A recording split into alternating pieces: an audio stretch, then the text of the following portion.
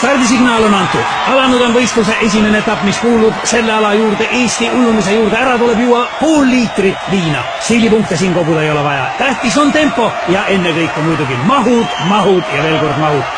Ott, muide, kui huvitav fakt, väljaspool seda kuninglikku ala Eesti ujumist on tegu täiskarstusega. Ütlesin küll, et stiilipunktid siin ei loe, aga soliidsust säilitades ka sellel raskel hetkel näete Märti. Ja siin, millises tempos liigub Ago.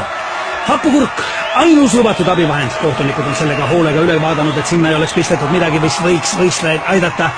Ja siin on näha, et võistlejad on üha rohkem teiseks etapiks, distantsiks valmis.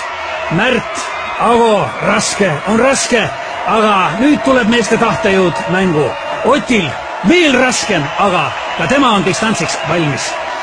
Mehed lähevad stardipukkidele, tuleb fikseerida stardiasend ja see on võistluse üks raskemaid momente.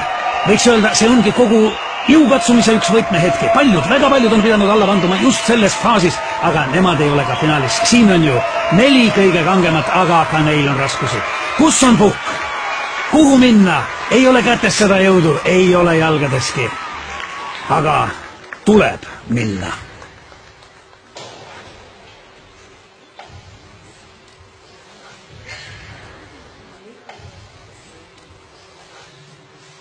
Kas nüüd on kõik kohtunikule meelepärane? Kas võistlejad on stardiasendi kätte saanud? Jah. Kõlas vahestardisignaal. Väike hetk peataolekut, aga juba favoriit kogub ennast ja asub teele võidu suunas. Ago samal ajal stardipukilt lahkumata on mees põrandal ja see jäi tema viimaseks stardiks. Võistlus aga kestab. Märt kokkupuutel veega uppus tema, võib-olla isegi enne. Indrek, suurmeister on startinud väga võimsalt, tõsi küll, suund ei ole päris see, mis ta olema peaks, aga see ei kahanda tema soorituse väärtust, sooritusesse sära. Taamal on näha, et üllatuslikult on rajal veel Utt Tartust, kes ujub koera, aga kuidas? Samal ajal publik elab kaasa ja mida me näeme?